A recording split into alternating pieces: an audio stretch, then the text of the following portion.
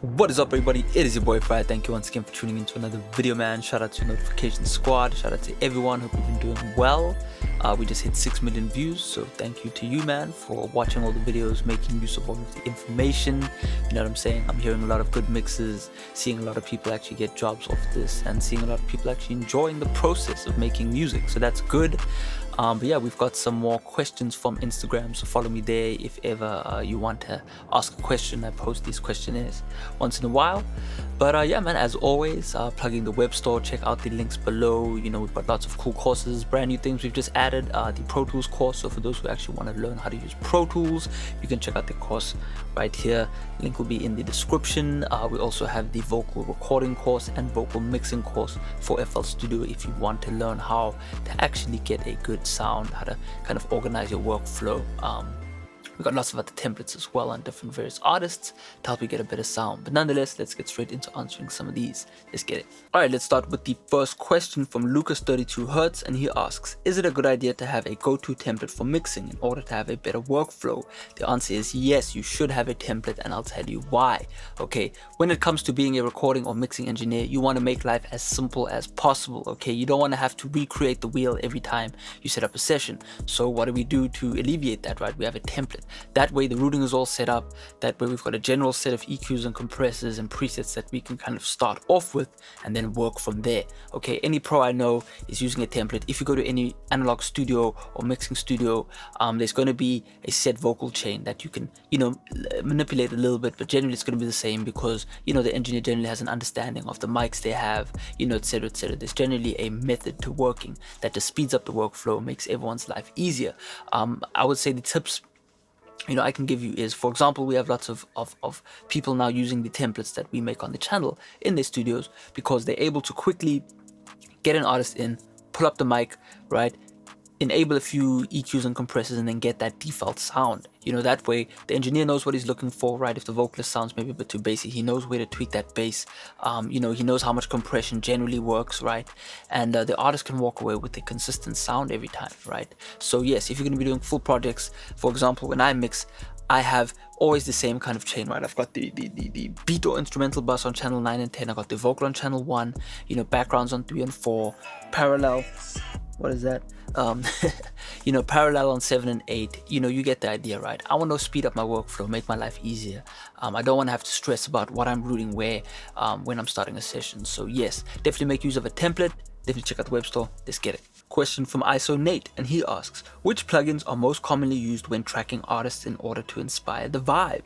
That's a good question. Alright, so if I am recording an artist, there are a few plugins or pieces of gear that I'm going to make use of in order just to get that vibe set up, right? So the first thing would be obviously a compressor going in. Generally, I like to have a little bit of compression hitting the vocalist's vocal, right? Just so we can kind of get that consistency, just so it allows the artist to also kind of, you know, go into that compressor as hard as they want without the fear of clipping, right? That's one problem. So you want to be able to have the artist be comfortable singing as loud and as soft as they want, right? And so a compressor is the first thing that I'm generally going to be using. The more kind of high end of vocalist you go, the less compression you actually need, because a lot of professional artists actually know how to control their voice. It's almost like using a vocal rider, right, manually as they sing. But yeah, compression I'm definitely going to use because the more kind of vibey they get or louder they get, the more it kind of saturates, so you get this really nice tone. So we're going to use a compressor. Second to that, I'm probably going to use effects sends. So I'm probably going to have a reverb set up, right, and a little bit of delay if they want the delay. Some artists get really annoyed by having a delay kind of, you know, repeating some of their lines. Personally, I believe in rap, you know, a lot of artists want that kind of vibe. They want to hear what the mix is kind of going to sound like. And again, this answers the first question, or adds on to it, is you want that template to be already there so that you can have that vibe set up. So yeah, compressor, you know, you can add onto your main vocal chain just so you can get a little bit of that compression going so that things aren't sounding too inconsistent. Okay, and then B, you're going to want a few effects sends set up, so a bit of reverb, a bit of delay, just to create that sense of space. It's definitely going to add on to this kind of sense of, you know, kind of a euphoric vibe, right? So definitely consider that. A little bit of chorus maybe, you know, a little bit of H3000 flanger, you know, is always going to help just kind of sweeten up the vocal. But generally while tracking, I'm going to try and not allow too many plugins to join the session, because otherwise then things get a bit too complicated for yourself and for the artist, who may start to hear their voice sound a bit too different, right? You also don't want to get caught up in the kind of trap of trying to manipulate the artist's voice too early on into the session. You know, keep it raw, keep it gritty, but add that little bit of vibe in there and you'll get great sounding sessions. So let's get it. Rowan C. Clark asks, if you could only mix with one plugin bundle / company, what would you pick?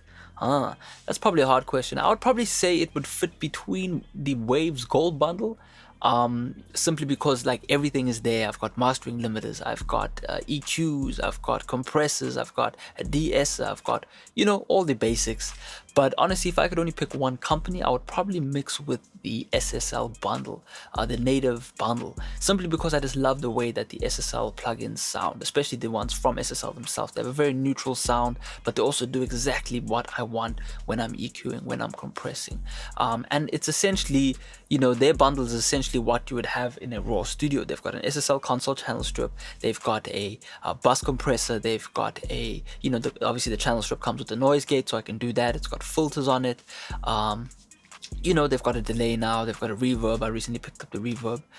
You know, they've got a few cool plugins, but most importantly is that if I could only have one plugin, I'd probably use the channel strip from SSL, because I've seen people do mixes just on an SSL console with no outboard gear, so it sounds really good as well. So yeah, it'll be that, but obviously digital day-to-day life, I would probably still choose the Waves Gold bundle, simply because everything is there that I need to get things done. I'd probably add on the NS1 NoiseGate as well from there, because it's a really easy to use plugin. But yeah, those two are probably my picks. The Real Young Z asks, what's the best way to get a clear, high quality sounding mix like what the underground is doing now? Well, that's pretty interesting, right? So underground music, kind of like during the X phase, you know, Ski Mask was quite dirty sounding, right? It was distorted, USB mics, but definitely now in the past 2-3 years, you're hearing a lot of the Rage productions now, you know, like the Cans, you know, Yeet, etc., are sounding a lot cleaner, right?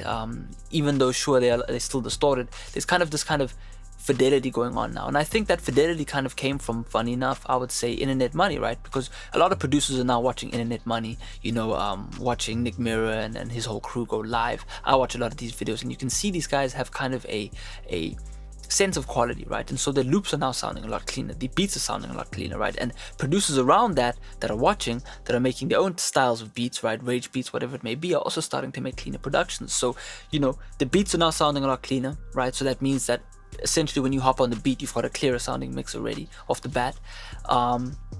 And then, you know, just producers are now learning more, artists are learning more about recording techniques and how to mix your own stuff, and you know, so there's that, right? So there's quality control, high quality beats, and overall the projects are sounding better. So what I would say is, if you're going to produce your own mixtape, let's say, or album, I would say pick out some really high quality beats, right? Go find some producers that have some really nice sounding productions, and then get going on that, and then spend some time learning how to record, right? We've got all sorts of resources that are going to help you get a better vocal sound. Treat your room a little bit, right? Pull up some blankets, do what you need to do. I cover all of this in the vocal recording course, which you can check out. But yeah, there's lots of free resources on YouTube as well. And yeah, man, just be a bit of a quality snob, and you know, distort when necessary, right? Certain songs sound better distorted, but you know, as soon as you start to kind of pick and choose, you know, you start ending up with a better project. So yeah, man. Produced by Danielito asks, I can never get my songs to be loud without destroying the dynamics. Alright, this is a pretty common issue, especially when you kind of almost breaking through to being a decent mixer. You're definitely gonna suffer from that kind of trying to master the record and having it sound too squashed. Is a very common problem that most people really struggle with. And what I would say is, when you're struggling to get that last 5 to 10% out of your mix, what you then need to do is you need to tone it back, right? Turn off those mastering plugins and go back into the mix, and then really listen to what the loudest elements are, and then start trying to treat that, right? So for example, the most common issue people have is the kick drums just sound way too dynamic, right? There's way too much of a distance between the kick drum and the vocals and the snares and whatnot. And so when you hit that mix bus or that mastering plugin, the mastering plugin is trying to compress just that kick drum, and everything is squashing because of it, right? So you're gonna have to learn how to slightly compress the beat, slightly saturate the beat, so that you end up with a much more kind of refined sounding beat. Have your vocals tuck in there, and then make the whole mix louder. So it's more of a mixing thing than a mastering thing. But my best advice is just to keep mixing every day, because it does get easier as you learn, okay, maybe the kick drum I should clip instead of try and make louder at the end. Little things like that are gonna help, you know. Making sure the vocal isn't too loud, right? Because sometimes people have the vocal way too loud, and then the mastering limiter eats that vocal up, and it just sounds nasty and distorted. I would say take some time also to listen to some professionally mixed records and see how that vocal fits into the beat, and then try to mimic that, try copy that, and see how you can really work on that. You know, listen to your favorite records, see how loud they really are, pull up a loudness meter, and see what tricks and techniques they use. Because remember, they're using all the same stuff as us, so it's not impossible, but it just takes a bit more practice and making use of all the techniques. You know, use some bus compressors, use some parallel compressors to fill out the empty spaces. Many techniques that you can make use of. Good luck. All right, and the last question for the day comes from Bryce, and he asks, good first analog gear to get. I would probably say if you have got a decent sounding room, and you are a recording artist, right, a vocalist, or you are wanting to record people, I'll assume, I would probably say get a decent mic preamp. So there's a Golden Age Projects, I think it's a 73 Junior, which costs around $250, which is insane because it's going to give you a really high quality sound. It's going to really inject some life into your microphone. So that's probably what I would invest in if I could only invest in one decent piece of gear. Now, if I wasn't focusing primarily on recording and I was just a general producer, right, just wanting to get better sounds, mix a little bit, record a little bit, I've got my microphone, etc, etc, I'd probably focus on getting a decent audio interface. I know it's not analog per se, but upgrading your audio interface a little bit is going to help you, especially if you're upgrading to something like the universal audio. You're going to get a lot clearer of an analog to digital conversion, meaning whatever you're recording is going to kind of be converted into your DAW or into the computer in a bit cleaner of a fashion. So there's that benefit. Then there's also going to be the fact that if you're playing your mixes back on speakers, you're going to be hearing those mixes in a bit more of a high fidelity. So audio interface is another one which I would get. What else would I think of? Really, I don't know. Those are the two things I would say a first guide. You know, I remember buying mic preamps first, and I remember how different my mixes sounded because of the, you know, recording quality difference. So I would definitely consider that. But yeah, if you, for example, a mixer, I would probably say buy yourself some sort of, you know, bus compressor or something like that, and have at it. So yeah, man, there you go. So yeah, those are all the questions in today's video. Hopefully you all learned something.